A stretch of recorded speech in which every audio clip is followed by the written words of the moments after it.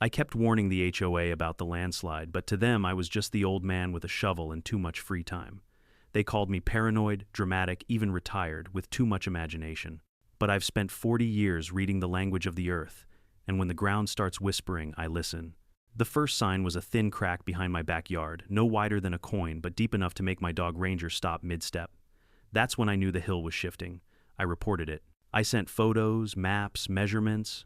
President Kennedy Morgan thanked me for my community concern and then fined me for spreading panic. 2 days later, he was waist-deep in mud, screaming for help, while his shiny new community plaza slid downhill like melting butter. They laughed at my warnings. The hill didn't. Before we dive in, tell me where you're watching from and what time it is right now, and don't forget to hit subscribe if you love HOA drama served with a side of karma. Sycamore Ridge looks like a postcard somebody forgot to mail. 2 forested hills cradle our cul-de-sacs like bent elbows. Lawns are clipped to regulation height. Mailboxes match in tasteful battleship gray. On real estate flyers, the word nestled shows up so often you'd swear it's a brand. Buyers see mountain charm. I see a basin cut by ancient runoff clay riding shotgun with decomposed granite and a slope angle that smiles politely at gravity but never quite says no. I didn't move here to evangelize dirt. At 65, I came for quiet morning coffee on the porch, Ranger snuffling at ferns, the simple pleasure of watching fog pull itself off the pines like a curtain. But old habits don't retire. They nap with one eye open. After decades in terrain, logistics, my mind still measures in gradients and loads. It counts the seconds between a gust and a tree's response. It remembers the feel of soil under a boot, how saturated earth gives back a little too willingly, like a handshake with bad intentions. The week the weather turned, I started a logbook. Nothing fancy, date, temp, barometer, rainfall from my backyard gauge, and a column labeled notes. Day 1, pooling behind the fence after 10 minutes of steady rain. Day 2, fence post near the alder shifted half a bubble on the level. Day 3, a shallow swale near the trail held water that used to find its way out by noon. None of it screamed disaster. All of it whispered trend. Ranger knew before I did.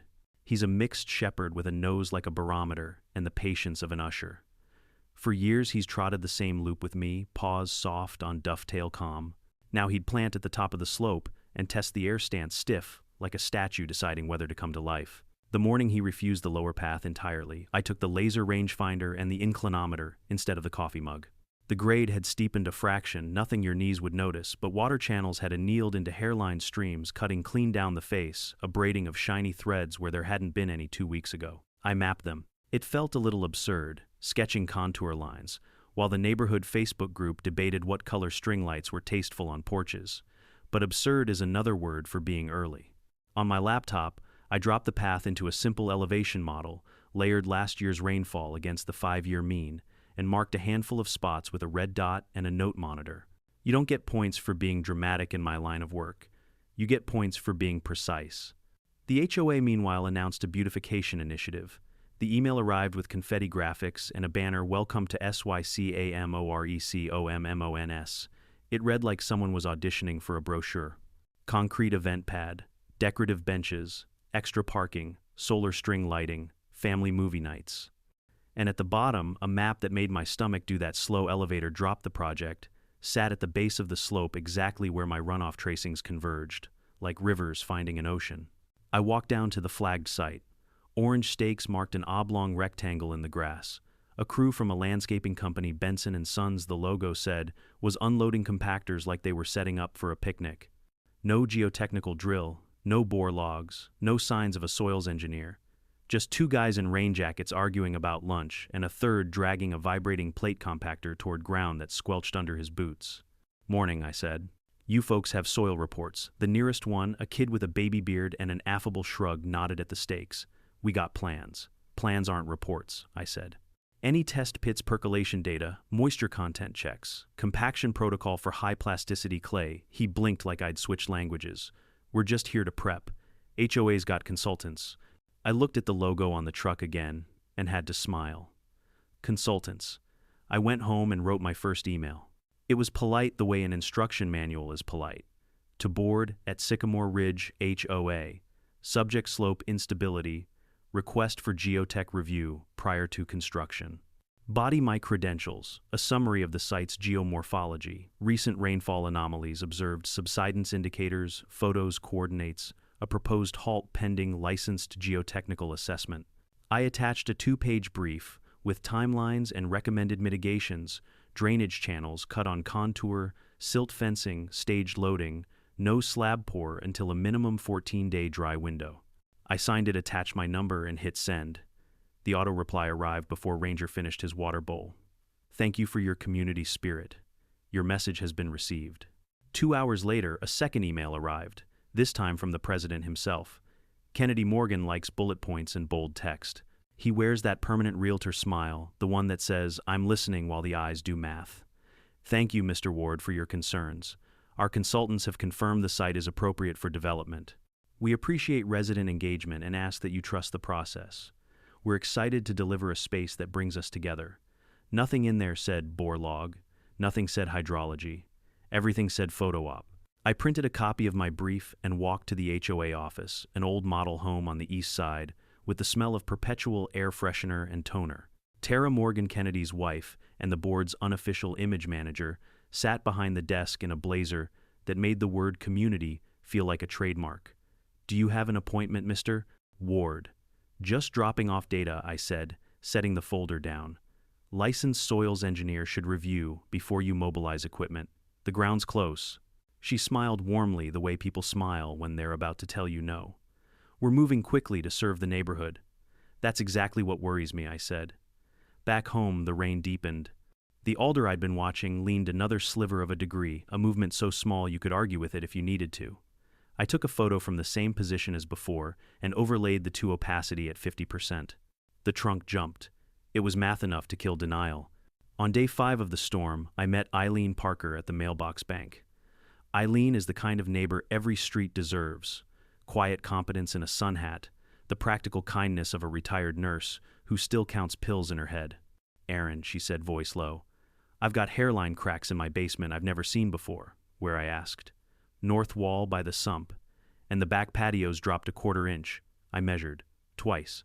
She was watching the hill when she said it, not me. I liked her more for that. I told her what I'd been tracking, the water channels, the grade, the alder, the compaction issues, the slab plan. I didn't dramatize a thing. I just laid the pieces on the table and let the picture draw itself. "My nephew runs a local news blog," she said finally. Quiet, but read by all the contractors. "He could shine a little light. Light helps," I said. "But the ground is going to do the talking." That night, Sycamore Ridge HOA ignores landslide warnings.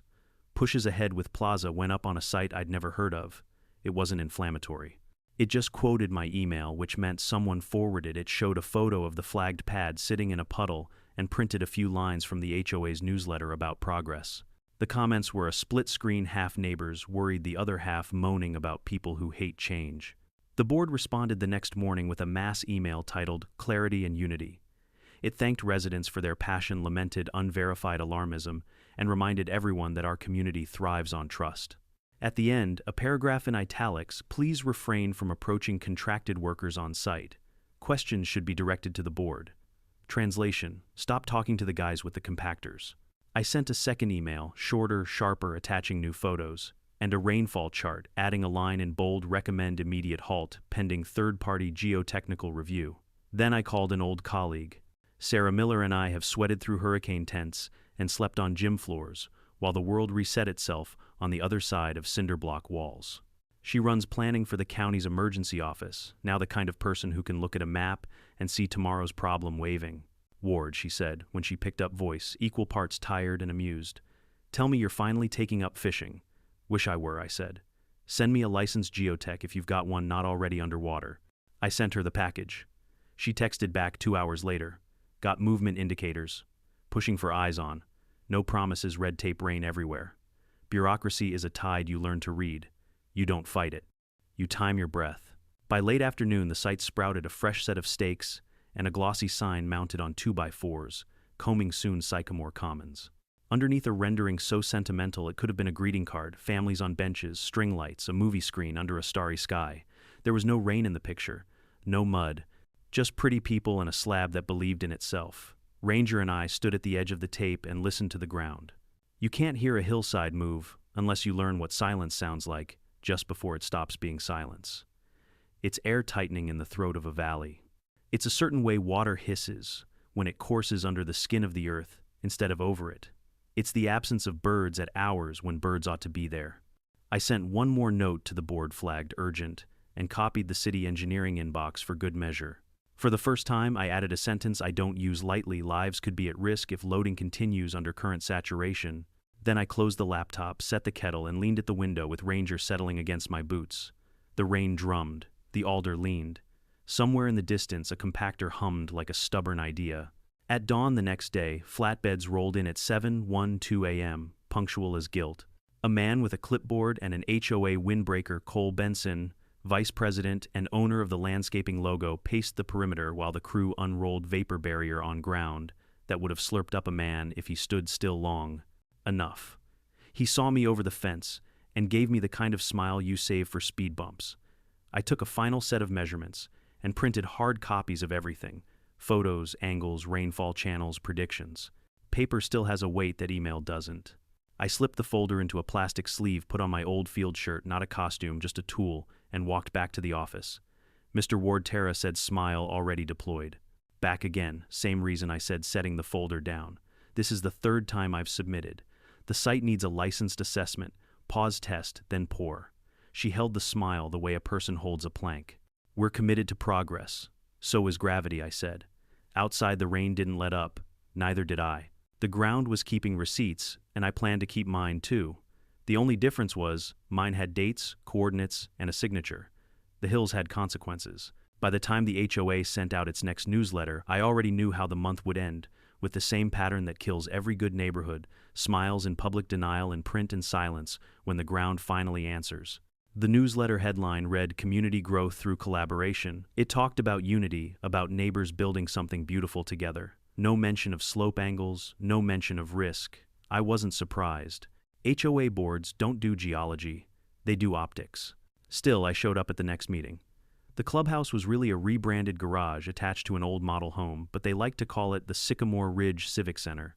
Rows of folding chairs faced a banner that read, "Progress is our tradition." On the front wall hung a framed aerial photo of the neighborhood, bright, peaceful, full of lies.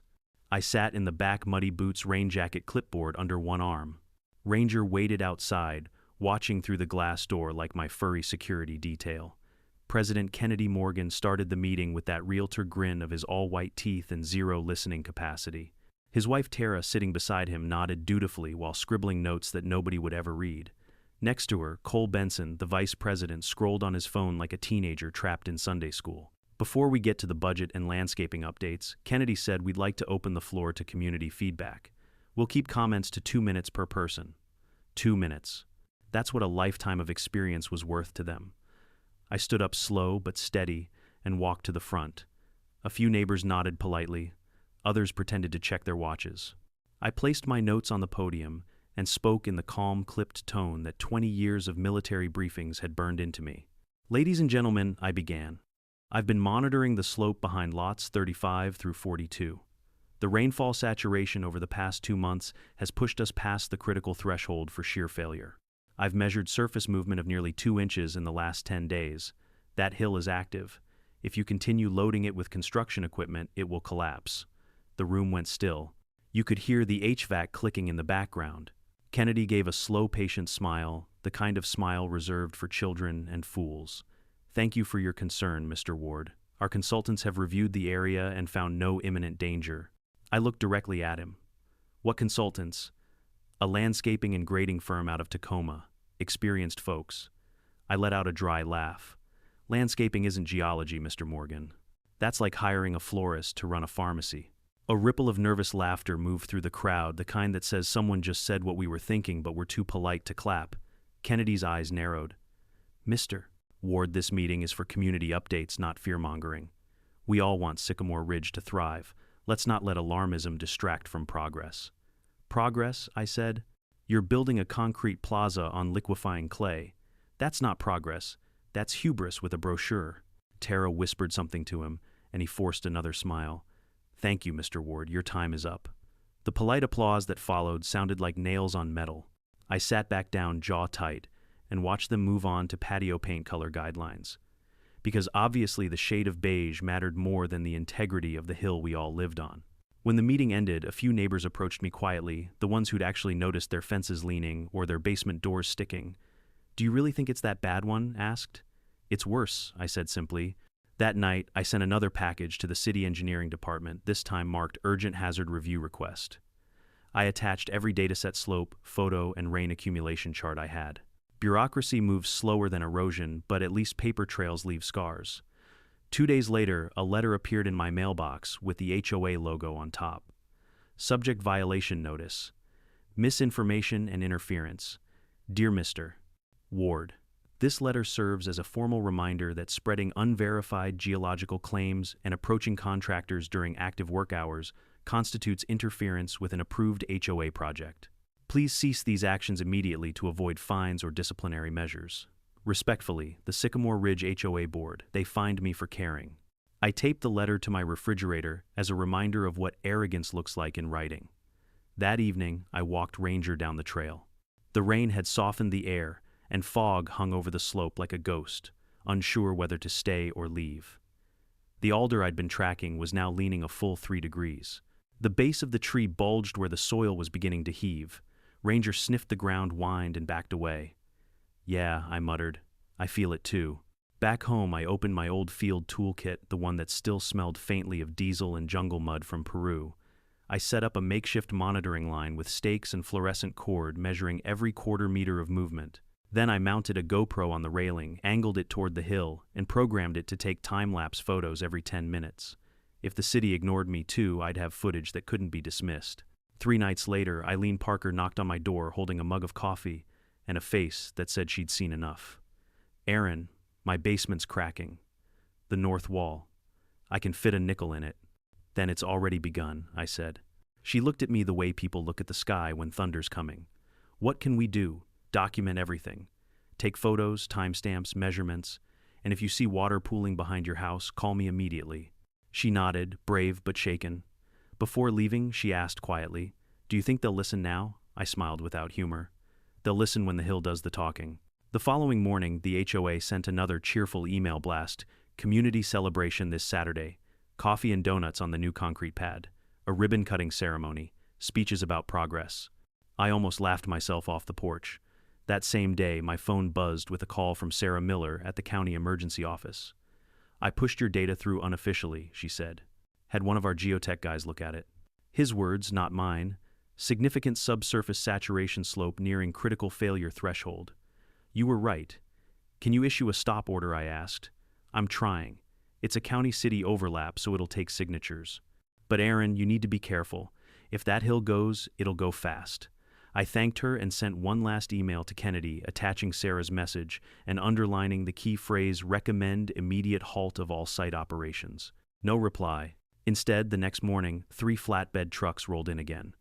I watched from my fence line as Cole Benson directed the unloading clipboard and hand grinned smug enough to shine through the drizzle. One of the workers noticed me photographing and muttered something to him.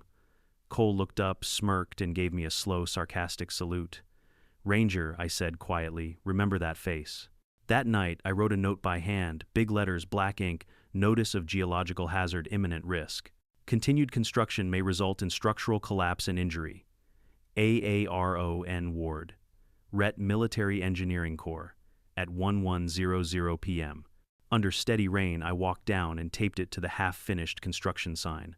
The pad gleamed wet and pale under the floodlights. Behind it, the hill looked swollen, heavy, waiting. The next morning, my notice was gone. In its place, the HOA had posted a laminated sign, "Authorized construction site. Trespassers will be reported." I didn't get angry. Not anymore. Anger takes energy, and I was saving mine for what came next. That afternoon, I stood on my porch with binoculars and watched the rain carve new paths through the slope. Little rivulets joining, merging, etching deeper into the earth. I marked every one on my map. By sunset, the first crack had appeared along the upper edge, not on my side, but just above the new concrete pad. It ran jagged like a lightning bolt across the wet clay. Ranger barked once. I looked at the sky dark and swollen with another incoming storm. "Not yet," I whispered, "but soon." Inside, I checked my GoPro footage. The last few frames showed the alder shifting again, the fence line, dipping by nearly half an inch. It was undeniable now. I compiled everything: photos, charts, timestamps, weather data, into a single PDF titled Sycamore Ridge Slope Movement 48-Hour Summary. Then I attached it to an email with the subject line, Final Warning Active, Landslide Conditions. Recipients HOA Board, City Engineering County Emergency Office, Local News Desk. The message was short. This is not speculation. This is physics. You are endangering lives. I hit send. Then I brewed a fresh cup of coffee, sat on the porch, and listened to the soft rumble beneath the rain, the heartbeat of a hill waiting to wake up. Somewhere out there, the ground was preparing its verdict, and I knew with a kind of grim certainty that when it finally spoke, it wouldn't be gentle. The rain didn't pound so much as persistent argument the sky refused to lose. By the third straight day of saturation, the neighborhood smelled like wet bark and driveway sealer, a mix that always means someone is pretending control is possible. Ranger and I made our morning loop along the upper path. He paused where the trail overlooks the planned plaza ears, pricked nose, working the breeze like a tuner searching for the right station. I felt it too, a tightness in the air as if the whole hillside had inhaled and forgotten how to exhale. I took fresh angles with the inclinometer and logged them, plus 0.3 degrees since yesterday near the alder, plus 0.5 on the mid-slope swale. 2 new micro-rivulets had cut themselves into quicksilver threads, feeding a broader, muddier vein that ran straight toward the rectangle of newly poured concrete. The pad had a sheen in the breathless morning blades of grass pressed flat around it like a cowlick. On the far side, orange stakes bent a little toward the creek, as if persuaded by something you couldn't see. Back at the house, I synced the time-lapse. In 30 seconds, 5 hours of nothing became a conversation tree, crowns nodding too long after gusts, the fence lines settling like acai puddles bulging at their edges before collapsing into channels. The alder's lean ticked another fraction. Little movements, but a pattern of inevitability. When you read terrain, you don't look for drama, you look for agreement among small truths. Eileen Parker called at 9. "Aaron," she said, voice clipped, "I've got fresh seepage along the basement slab. Smells like the garden. Can water smell like a garden? Wet soil does," I said. "It's the hillside breathing through the cracks. Send me photos and lay a straight edge across that slab. If you've got differential lift, I want it time-stamped." She was back on the line 10 minutes later. "It's high by 3/16 along the north edge." "Log it," I said. "And Eileen, move anything valuable off that wall." She didn't ask if it would be all right. She already knew. That's who she is, the neighbor who listens the first time. By mid-morning, Jake Parker had a new post up on his hyperlocal site, Slope Watch Residents Report Basement Cracks, and Seepage as HOA Moves Forward with Plaza. It wasn't sensational, but it placed a photograph of yesterday's hairline split on the upper slope alongside a quote from the HOA newsletter. "We're thrilled to deliver a safe, beautiful space that brings us together." The comment section lit like a storm front. Half the neighborhood formed a Greek chorus of common sense. The other half insisted I was the reason their property values felt nervous. At 1117, the HOA emailed a reply under the banner, "Clarification and Community Pride." I read it out loud to Ranger because talking to a dog is better than yelling at a screen. "We have consulted experienced contractors. We will not be derailed by fear. We invite all neighbors to celebrate progress this Saturday at 10 a.m. with coffee donuts and a ribbon cutting at Sycamore Commons." "Donuts," I said. The universal antidote to physics. Ranger thumped his tail exactly once. He is a supportive audience. I called Sarah Miller at lunch. She answered with a sigh shaped like a triage chart.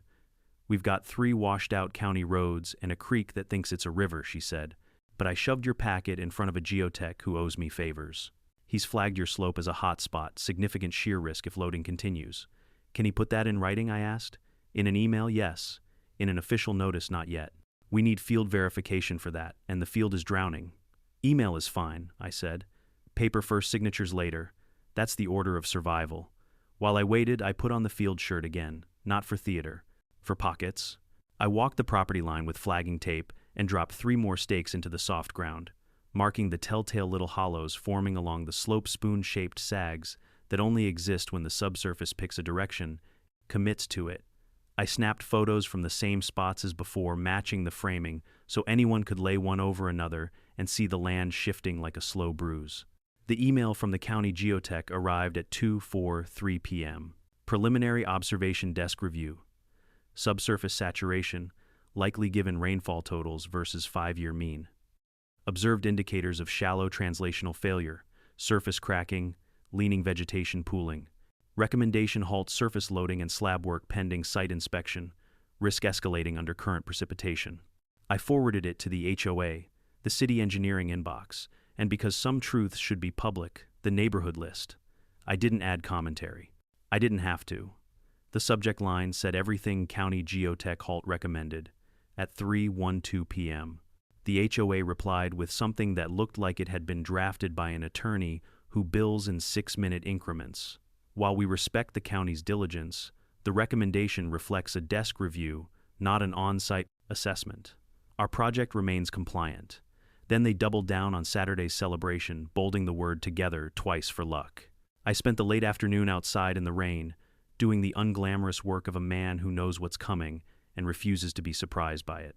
I set a datum stake at the fence corner and ran a taut nylon line to a second stake upslope, marking both with paint so I could see if the distance changed by even a hair.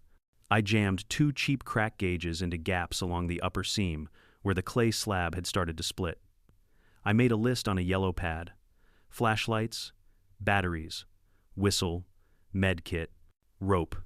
Then I set the list on the foyer table beside my keys and a pair of work gloves worn smooth by lives. I don't talk about much.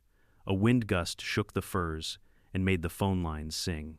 The sky went a color I don't trust, too bright, too flat. Ranger stood at the slider and stared quiet as a thought you can't pin down.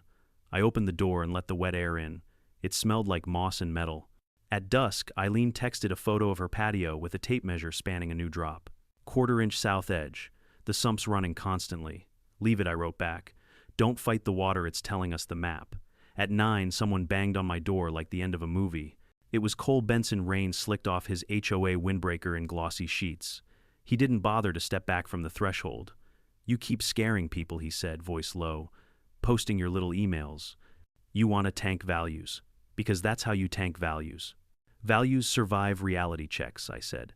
They don't survive lawsuits and body bags. He puffed up like a man who likes his reflection. We've got this under control. Show me the bore logs, Cole. He blinked. The what exactly, I said, and closed the door. I made coffee because ritual is ballast. I watched the time-lapse again, slower this time, as if the hill would tell me a secret if I were patient. The crack gauge showed the faintest of shifts, 1 hairline tick wider over the last 4 hours. My nylon line sagged imperceptibly. I tightened it again and wrote the new length in the logbook. The kind of data nobody cares about until they're ankle-deep in the consequences. At 11:06 p.m., my inbox pinged with a city auto reply. Your message has been received. The phrase had become a chorus. I printed my final warning anyway in thick black letters, so no one could claim they hadn't seen it. I am imminent landslide, risk halt all work. AAR own Ward Ret, Military Engineering Corps. I slid it into a plastic sleeve, grabbed duct tape, and pulled on my rain shell. Ranger watched me like he wanted to argue. Stay, I said. He didn't. We reached the clubhouse under a steady sheet of rain and taped the notice right beside the HOA's celebration poster. My ugly truth fused to their pretty picture. Coffee donuts, imminent collapse. Choose your adventure. On the walk back, Ranger froze and emitted a sound. I've only heard twice, a low, sustained growl that comes from someplace older than training. I followed his gaze to the dark seam of the tree line above the plaza. It wasn't moving, not yet, but the silence had shifted key. Just after midnight, Sarah called. I got a partial, she said. We can issue a soft advisory in the morning if the rain continues. Aaron, if you can convince them to cancel the event, do it. I can't convince a mirror it's a reflection, I said. I'll try anyway. I sent Kennedy a final note. No rhetoric, just 2 sentences. The county desk review recommends a halt. Cancel the event. If people get hurt, you own it. His out-of-office response arrived in under a minute. See you Saturday at Sycamore Commons with a smiley face I will remember until my last day. I didn't sleep. Sometimes you don't, not because of fear, but because you owe alertness to the next hour. I sat at the window with Ranger at my feet and listened to the house, listened to the rain. You can feel a pressure change through glass. At 3:41 a.m., the barometer dropped a notch. The air thickened as if the room were being slowly carried down a hallway. I stepped onto the porch. Somewhere on the slope, a root snapped, sharp, fast, unmistakable. A small sound out of place in the rain, the way a dropped fork is loud in a quiet kitchen. At 4:09 a.m., headlights rolled into the cul-de-sac below, then crept toward the taped site. I watched from the dark binoculars, cold against my face. A black SUV nosed up to the service gate and idled. The driver's door opened. Kennedy Morgan stepped out into the rain in a hooded jacket that cost more than one of my crack gauges. He moved quickly, flashlight low, the way people move when they don't want to be recognized by the gods in charge of luck. He crossed to the utility box that feeds the plaza lights, popped it, and did something with his hands. The string lights along the fence blinked and died. He stood there for a long moment, just breathing. Then he got back in the SUV and disappeared the way the guilty try to slow enough to look calm, fast enough to leave. I took 3 stills off the time-lapse feed and saved them to a new folder labeled Pre-Event Kennedy. No speculation attached, just the images and a timestamp. The truth doesn't need commentary, it just needs daylight. By first light, the rain had eased into a fine mist, the kind that tricks you into believing a storm is considerate. I filled a thermos, checked my med kit, and walked Ranger to the ridge. Down below, a cluster of folding tables waited under pop-up canopies. Volunteers moved like ants between boxes of paper cups and white pastry boxes. Someone tested a microphone. The speakers hissed and then cleared. The new concrete pad shone like a promise it couldn't keep. I stood there a long minute with my hand on Ranger's ruff and said, "The thing you say when you've done everything you can do and now the hill owns the next line." "Not yet," I told it, "but you're close." Saturday dawned gray, the kind of gray that doesn't move, doesn't promise, doesn't forgive. You know that color. It's the sky's way of saying, "I warned you." From my porch, I could already hear voices echoing from the lower slope. The HOA's celebration was underway. Balloons bobbed along the new fence line, defying the drizzle. Someone had dragged out a coffee urn and a folding table covered with paper napkins. A banner stretched across 2 metal poles, read in bright, cheerful blue, "Sycamore Commons where community grows." I almost laughed. The only thing growing was the pressure underground. Ranger stood by the steps, tail low, uneasy. He'd been restless all night, pacing between the window and the door. Dogs know before people do, always have. At 8:30 a.m., I went down anyway, not for the coffee or the speeches, but because I needed to witness the final act. If I was wrong, I'd look paranoid. If I was right, there wouldn't be time for "I told you so." By the time I reached the lower path, a crowd of maybe 30 had gathered. There was Kennedy in his best navy jacket, shaking hands, smiling like the storm itself had RSVP'd. Beside him, Tara handed out paper cups of coffee, as if caffeine could reinforce soil. Cole Benson, clipboard under one arm, supervised 2 men adjusting a ribbon across the center of the slab. I stood at the edge of the caution tape just outside the crowd. Mud clung to my boots, my jacket, and the bottom of my jeans. Kennedy saw me and smirked like a man who thought the world had a script, and he was still the star. "Morning, Mr. Ward," he called across the chatter. "Glad to see you joining us in celebration this time." "Celebration," I said. "That's one word for it." He ignored the tone. Of course he did. Denial makes people fluent in sarcasm. I scanned the site while they made small talk.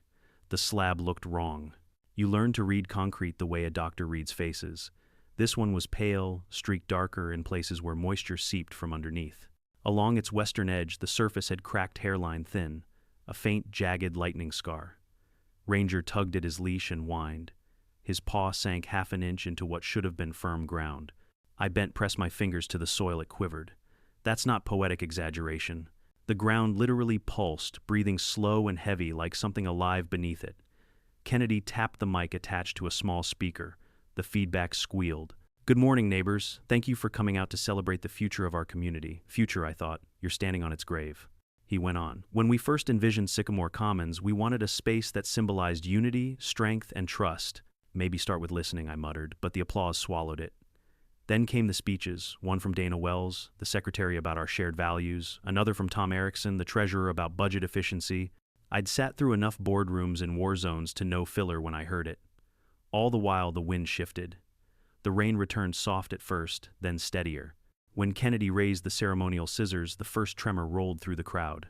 A faint vibration underfoot, subtle enough that most thought it was a passing truck.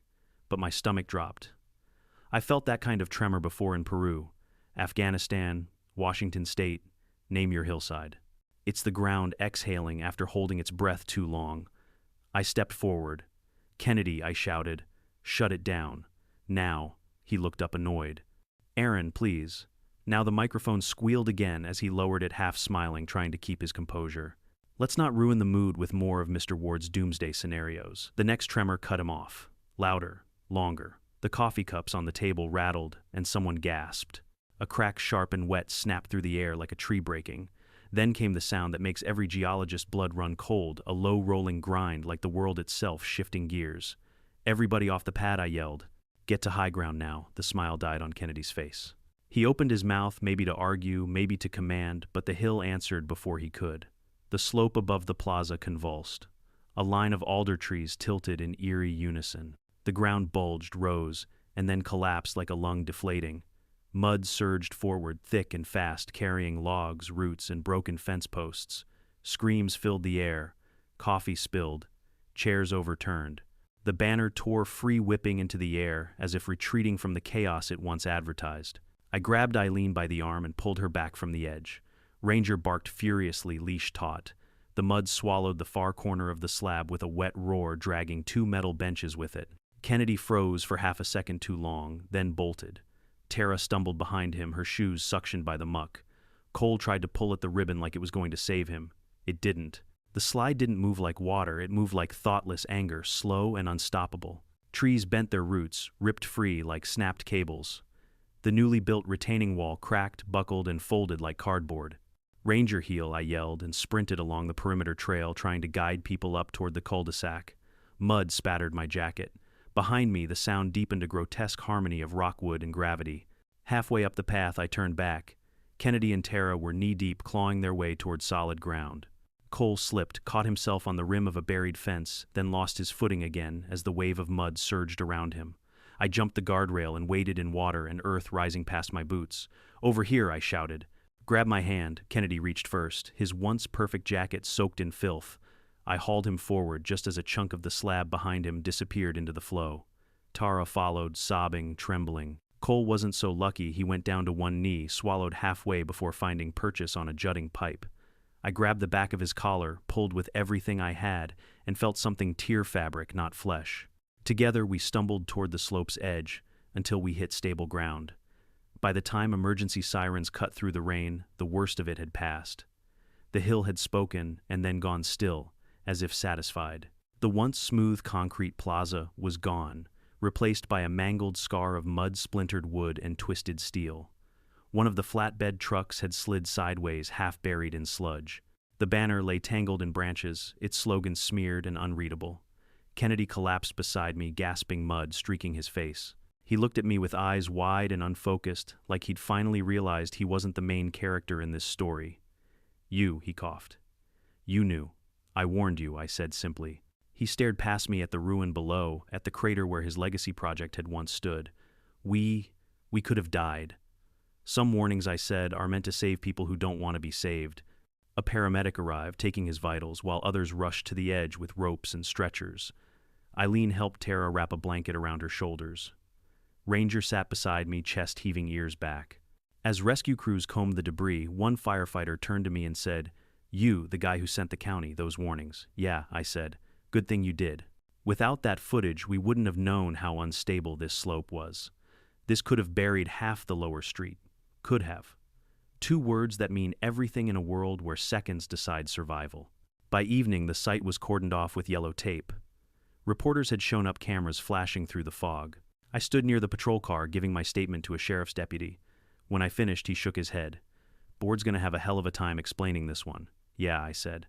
"Gravity doesn't negotiate." He cracked a tired smile and walked off. As floodlights flickered across the ruined slope, Kennedy limped toward me, his expression hollow. "Aaron," he rasped. We'll make it right." "No," I said. "You'll make it real." He didn't have a comeback. When I got home, I peeled off my mud-caked jacket, set Ranger's bowl by the fire, and sat at the kitchen table, staring at the logbook. Every measurement, every warning, every ignored email was there, the story of a disaster, foretold and refused. I underlined one line in black ink: "The ground always keeps score." And that night, while the rain finally began to ease, the silence that followed wasn't peace. It was aftermath. Morning came slow, pale, and heavy.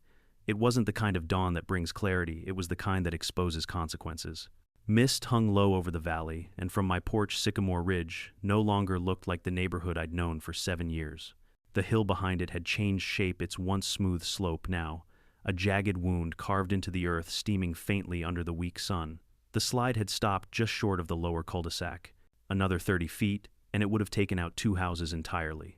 The fact that nobody died wasn't luck. It was timing, the kind that doesn't forgive arrogance but sometimes spares stupidity. Ranger sat by my feet, ears perked toward the still silent hillside. I poured my coffee, black and bitter, and watched the county trucks pull in, hazard lights flashing orange in the fog. Men in reflective vests stepped out with clipboards and drones. The geotechnical crew Sarah promised had finally arrived 24 hours too late. Sarah herself was among them.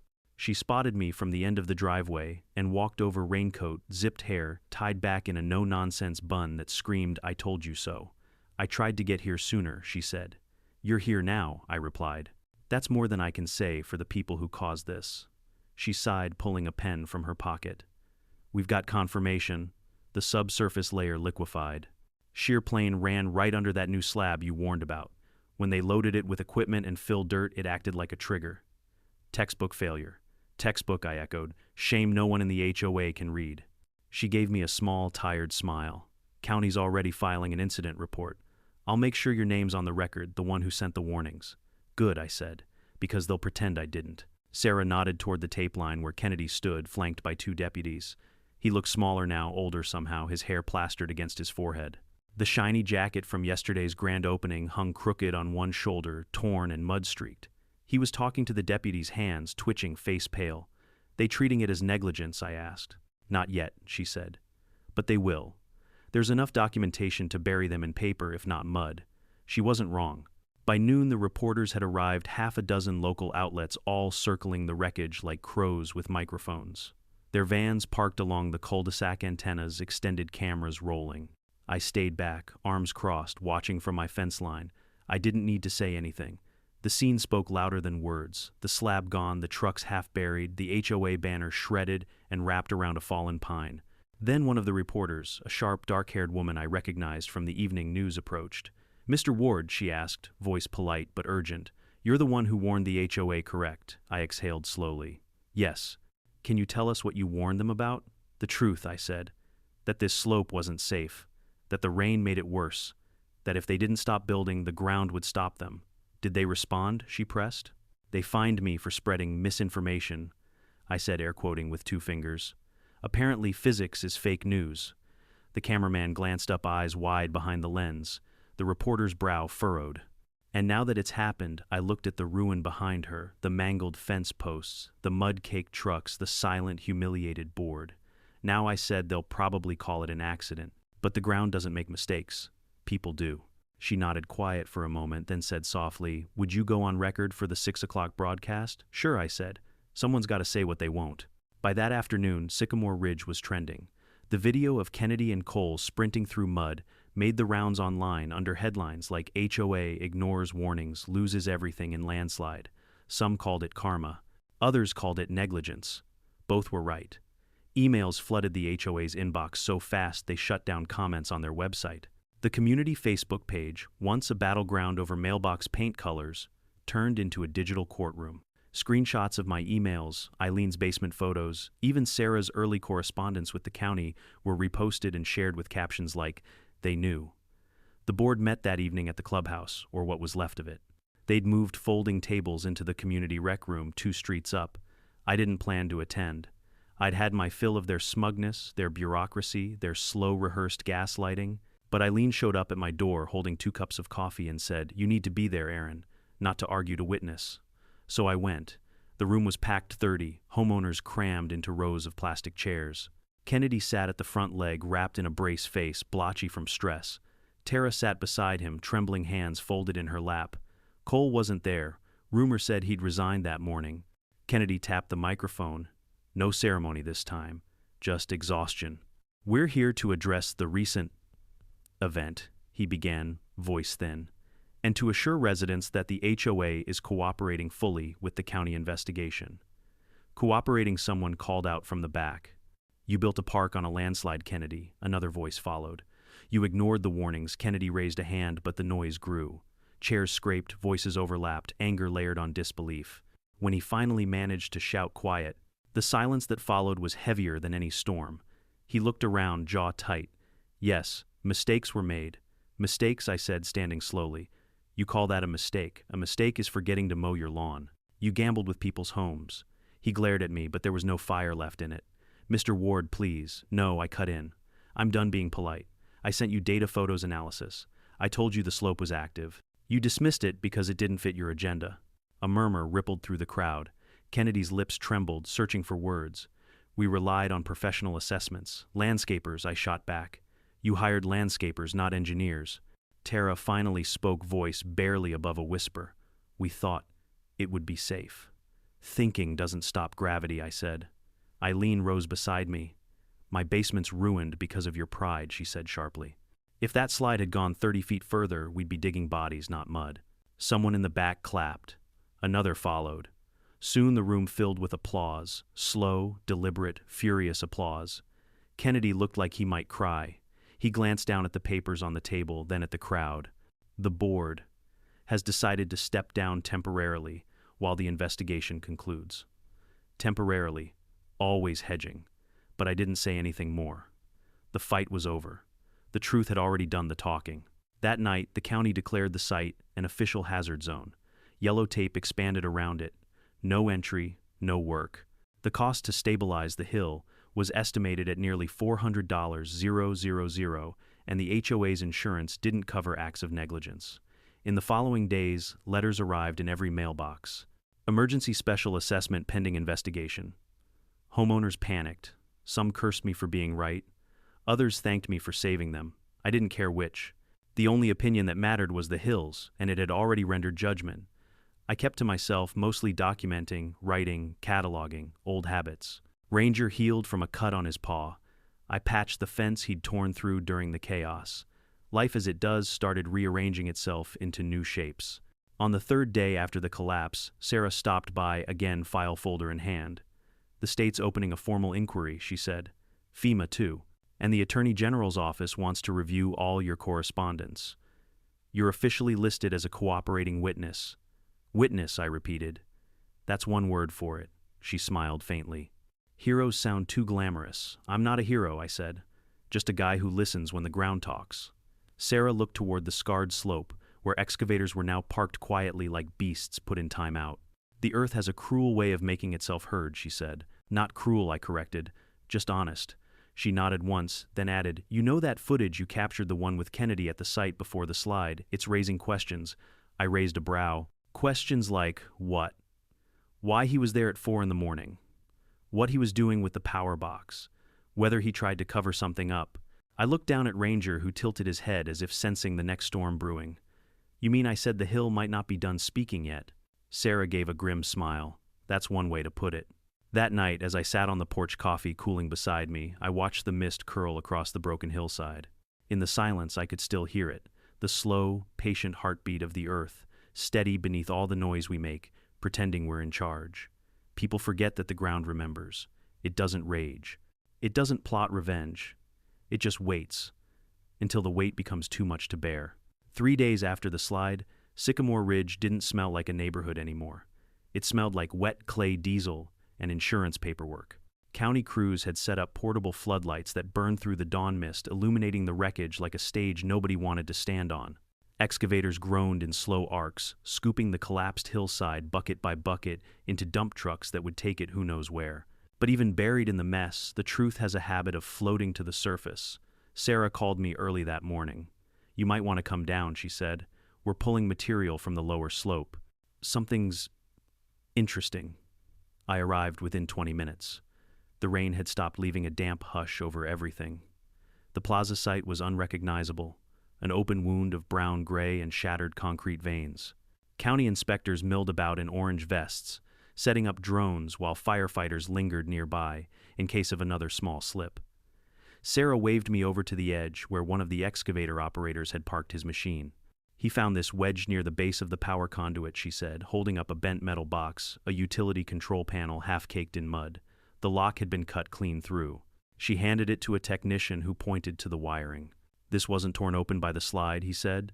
This was opened manually before it happened. Look here, clean tool marks. Sarah's eyes met mine.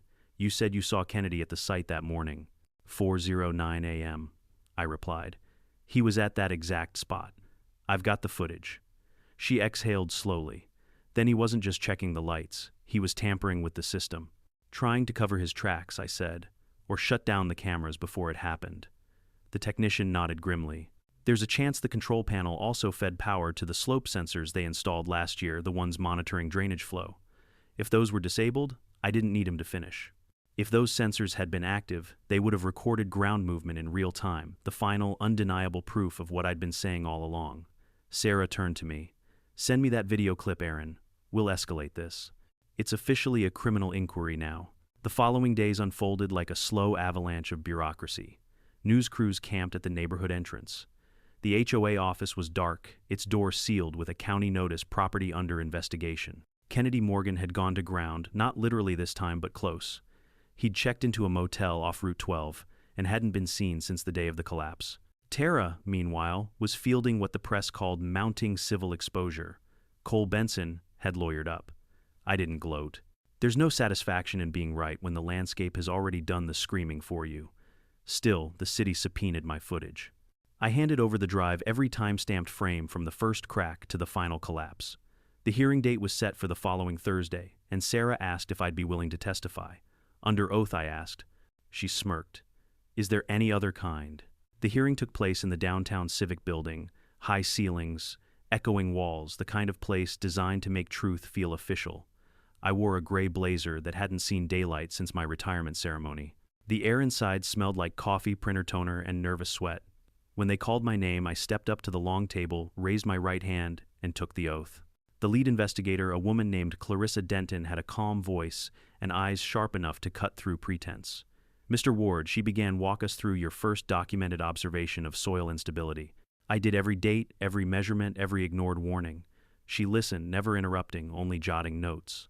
When I mentioned the fines for misinformation, a low murmur rippled through the room. Clarissa waited until I finished. Then she nodded to a technician near the projector. Let's show the footage. The lights dimmed. My time-lapse filled the wall, a silent movie of inevitability. The alder tree leaning the cracks, widening the rain, carving deeper scars into the slope. Gasps echoed through the chamber as the first frame of the collapse rolled. Then finally, the image I'd captured at 4:09 a.m. appeared, Kennedy flashlight in hand, crouching beside the power box. Clarissa froze the frame. Mr. Ward, she said, can you confirm the identity of this individual? Yes, that's HOA President Kennedy Morgan. Was anyone authorized to access this site at that time? No, I said. The area was under a safety advisory pending review. Clarissa folded her hands. In your professional opinion, could this act have contributed to the slide's severity or timing? I looked straight ahead. Disabling the power likely cut off slope monitoring. That means no automated alert system, no real-time data. It didn't cause the hill to move, it just blinded everyone when it did. Silence.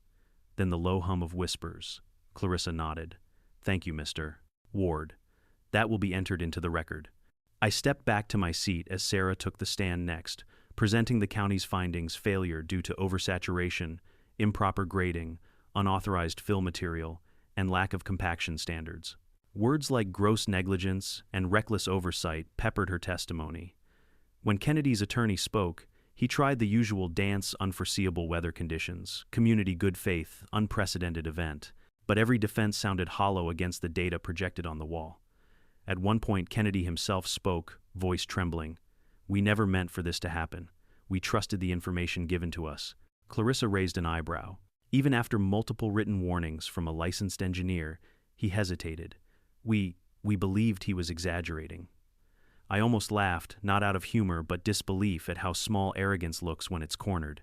By the end of the hearing, the verdict was clear. The HOA board was being referred to the state attorney's office for formal charges: reckless endangerment, tampering with public safety systems, destruction of county-monitored infrastructure, and willful suppression of safety warnings. The headlines came fast. HOA president under fire after ignoring engineers' warnings. Sycamore Ridge disaster sparks statewide HOA reform bill. The neighborhood that once prided itself on uniform mailboxes was now famous for mud. Eileen stopped by my house that evening holding a casserole dish and a newspaper. They're calling you the man who saw it coming, she said with a smile. Better than what they used to call me, I said, accepting the dish.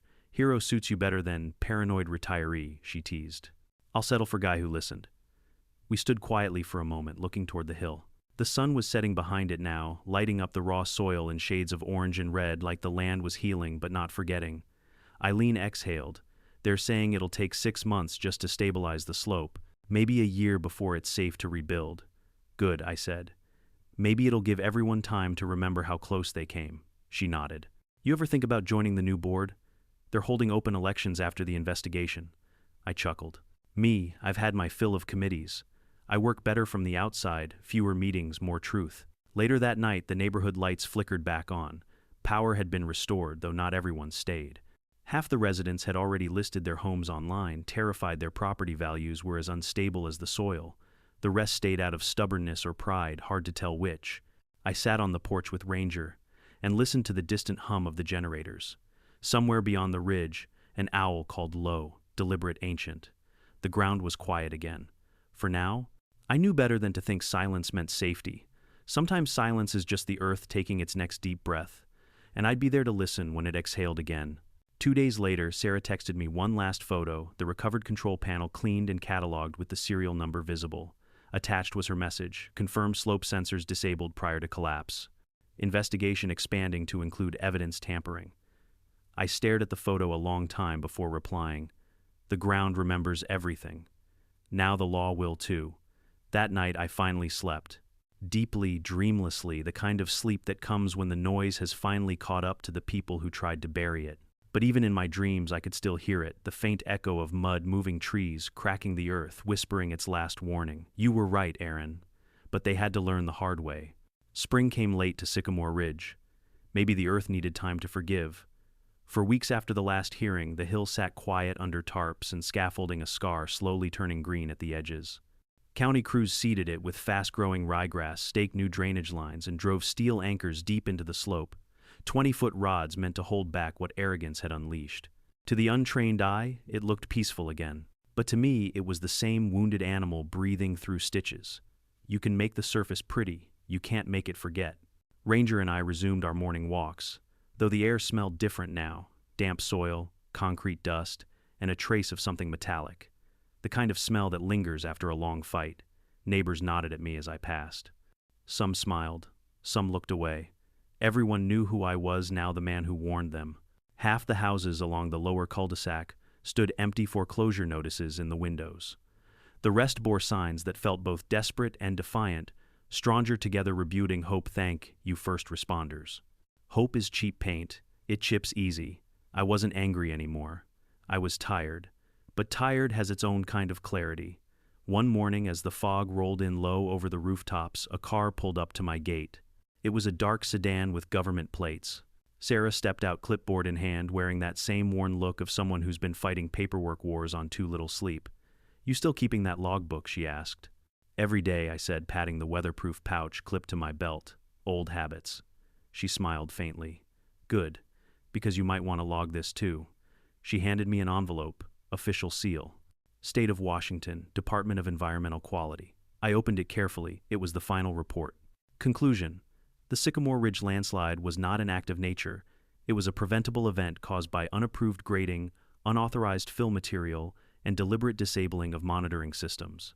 Responsible parties: Sycamore Ridge HOA, Board of Directors, including President Kennedy Morgan, Vice President Cole Benson, and Secretary Tara Morgan. Result: permanent loss of common area development rights. Mandatory restitution and state supervision of HOA functions for a period of 5 years. I read it twice, then a third time. So that's it, I said. They're finished, mostly, Sarah said. Kennedy's plea deal was accepted this morning. Reckless endangerment and evidence tampering. He won't see prison, too many lawyers, not enough spine, but he'll never hold a public position again. And Tara resigned. Moved out of state. I let out a long breath, half relief, half disappointment. The Hill did what the courts couldn't. Sometimes that's how it goes, Sarah said softly. She reached into her folder again and pulled out a photo, the control panel, the same one found at the base of the slide. Thought you'd want a copy, she said. Proof that you weren't crazy. I never needed proof, I said. Just witnesses. She nodded, slid the photo into my hand, and smiled. You know, they're setting up a new community committee. Safety, oversight, open elections. Eileen Parker's leading it. She asked if you'd help. I laughed quietly. I've had enough of meetings to last a lifetime. Sarah chuckled. I figured you'd say that. But she's calling the project the listening field. Thought that might interest you. That stopped me. The listening field, she nodded. They're planting native wildflowers on the stabilized slope. No concrete, no benches. Just a reminder of what happens when people stop listening to the land. For a long moment, I didn't say anything. I just looked toward the ridge, the soft shape of the hill now faintly touched with green. The sun breaking through mist, like forgiveness, learning how to walk again. Tell her I'll help, I said finally. Not with speeches. With the soil. Weeks passed. The media moved on to new scandals. Sycamore Ridge settled into a rhythm of humility, the kind of quiet you get after something enormous teaches everyone to whisper. I spent my mornings volunteering with Eileen and a handful of neighbors planting wildflowers along the slope. We dug shallow rows, laid seed mats, and raked mulch until our hands blistered. Ranger watched from the shade, occasionally chasing a butterfly or two, the kind of guardian who finally got a break. Eileen worked beside me one afternoon, wiping sweat from her forehead. Never thought I'd see you gardening instead of measuring angles, she teased. Every scar deserves a little color, I said, pressing a handful of soil around a young lupine. She smiled. You know people talk about you like you're some kind of legend, the man who saved the ridge. I shook my head. The ridge saved itself. I just spoke its language. She paused, glancing up at the slope. You ever think about leaving? Used to, I said. But then I realized this place isn't broken. It's honest now. It finally stopped pretending. That evening, I walked the ridge trail one last time before sunset. The new erosion barriers gleamed under the low light. The air was still heavy with the scent of pine sap and fresh dirt. For the first time in months, the ground felt calm. At the overlook, I found a new wooden sign staked into the earth. The listening field dedicated to those who heard too late. Below that, in smaller letters, because the earth always speaks and wisdom begins when we listen. I ran my fingers along the carved letters. They were rough but sure, like something meant to last. Behind me, the wind shifted, carrying faint sounds from the valley. Children's laughter, a hammer striking wood life, creeping back in small but stubborn ways. I sat on a flat stone watching the last of the sun slip behind the trees. You'd think victory feels loud, but it doesn't. It feels like stillness. I took out my logbook, the same one that started this whole story, and wrote the final entry. Date April, third weather, clear skies, light breeze. Observation, ground stable, hill breathing easy. Note, they finally listened. I closed the book and smiled to myself. Somewhere down the road, someone else would build something foolish. Someone else would think they could outsmart nature. That's how the world works. Arrogance regenerates faster than grass. But maybe, just maybe, a few people from this place would remember that listening isn't weakness. It's the only thing stronger than ignorance. Ranger nudged my knee-tail, wagging softly. I scratched behind his ears. We did all right, didn't we, old boy? He gave a soft huff approval, probably, and sat beside me as the light dimmed. The next morning I got one last visit. A delivery driver in a county vehicle dropped off a small plaque and a letter. The plaque read, in recognition of Aaron Ward, for vigilance, integrity, and service to community safety. Presented by the State Department of Emergency Management. The letter was from Sarah. Some heroes wear uniforms, some just pay attention. Thanks for reminding us that the ground doesn't whisper for nothing. I chuckled quietly, then carried the plaque up the ridge and set it against the wooden sign at the listening field. No speeches, no crowd, just me and Ranger and the hum of the earth beneath us. I stood there a while, feeling the faint vibration under my boots, the same heartbeat I'd felt the day it all began, only steadier now. Then I whispered back, message received. Sometimes the world warns us softly, a crack in the concrete, a shifting fence post, a gut feeling that something isn't right. Most people ignore it until the noise gets too loud to pretend it's not there. But the truth, the earth never shouts first. It starts with a whisper. So maybe the lesson isn't about mud or HOA politics. Maybe it's about listening, really listening before the warning becomes a disaster. Because arrogance might build walls, but wisdom plants roots. If you've made it this far, tell me where you're watching from, city, state, or country. And let me know, have you ever ignored a small warning that turned into something big? And don't forget to hit that subscribe button if you believe in stories that make us think, laugh, and maybe listen a little harder next time. The ground's always talking. You just have to care enough to hear it.